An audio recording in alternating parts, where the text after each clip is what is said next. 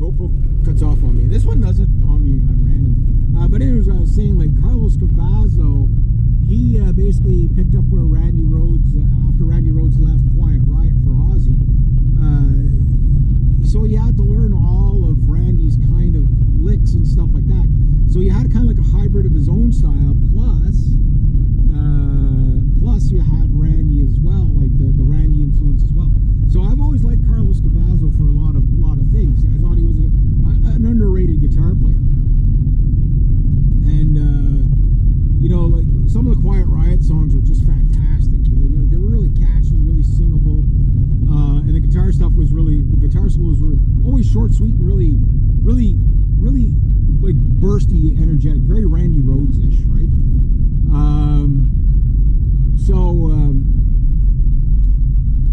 Yeah, so that's what when I was young, that's what I had to learn on, right? And then Guitar Player Magazine, right? I already did a series of videos on it. But the kids now, like, wow, like they got like Tim Henson. Okay, the kid, that kid, he's a bit weird, don't get me wrong, but it's just a generational thing. It's just like the hipster, like he's like the ultimate hipster, but what a player, right? But you can hear the Steve Vai influence, but that's where the kids are starting. They're starting at Yngwie and Steve Vai and stuff like that. Like, got a little bit of time to kill, so like when you look at like a kid now, I was listening to a guy last night because I was like, I'm always learning, like trying to learn like sequences, like, you know, arpeggios. But there's one thing about music theory, and with Shredder guys, this is the biggest tip I can give you, is that when you learn like when you start researching how to do sweeping arpeggios, you'll come across a million videos that will show you how to do the coolest sweeping arpeggio. And they'll even have the tab for you, and that's great. But they don't tell you what the arpeggio is. They don't tell you what the first shape is, the second shape, the third shape. They don't tell you what it is. And you can learn that, and you're not wasting your time, because you're going to learn it. This is the thought that's going to be in your head. And you're going to be like, I'm going to learn this. You know, I'll see if I can come up with something where I can use it. Where if you learn what the shapes are, you already know where to use it. So what I would recommend, because me, I'm right from the get-go, I would say it doesn't take years to learn the tricks. It takes years to master the tricks. And as soon as you master the trick, it leads you to another, you know, parlor trick, so to speak, that, you know, you have to master again. That's the great thing about, you know, musical, particularly things like guitar. There's no way to ever be fully, you can learn all the music theory in the world, but there's always something else to learn. Like there's always something that you're going to discover.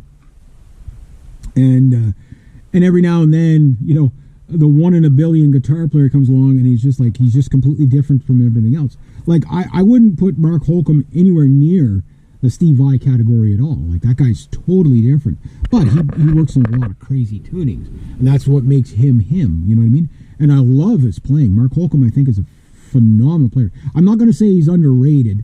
He's definitely not overrated, but he's not underrated. He's very well appreciated in the guitar community, because him, it's like his leads are really good, but it's his rhythms that are just like, they're so creative, you know what I mean? And it's just, he's just a perfect kind of balance between lead and rhythm. I find, you know, like he just knows how to really bring the heavy chops and whatever, and then throw. If you want to know what I'm talking about, just listen to the instrumental version of Wax Wings. It's him. You'll see him standing there with his blue guitar in front of a whole bunch of lights. Watch that video with the headphones on, full screen, lights out, as loud as you can stand it. And you're welcome. You're going to be like, wow, that was really, really cool. And I'm not sure what tuning he's in, but anyway, what I tell people if you're learning, and I'll just wrap up the video because I want to make another video for the other channel, and I don't have a lot of time, so. But is you really want, okay, obviously go through the basic music theory. That'll take you about 10 hours really to go through basic music theory. And I mean the basics, you know, like the basics, you know. That's roughly about what it'll take you. And that doesn't take long. So start there, and just keep revisiting every like month or 2 months. Just revisit, because what you miss the first time around, you catch the second time around, and vice versa. But learn the music theory the best, just so you know roughly when you hear stuff, you know roughly what they're talking about, right? But then learn cadences. I can't stress enough about the cadences, because once you start hearing songs from a cadence point of view rather than riff point of view, you know where you're going. You know what, like, you know what, you can already anticipate what's coming next. Now, when you start adding your music theory of learning, like you got your cadences, you can put an arpeggio in a cadence. You can put chords in a cadence. A good example of a cadence would be think of like Pachelbel's Canon. So it's not the notes, it's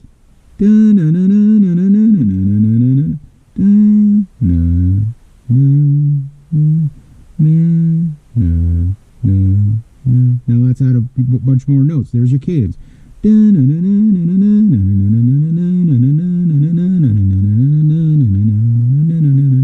you can see, you can hear the cadence moving. So what you put on top, you can put anything you want on there, right? And that's really, really cool. So the cadences, learn that right out the gate. It won't make sense until it just, like, one cadence is like 3-bar blues. Every AC/DC song has the same cadence. Pretty much every AC/DC song has the same cadence. It's just you recognize it as the 12-bar blues, just shift it around, right?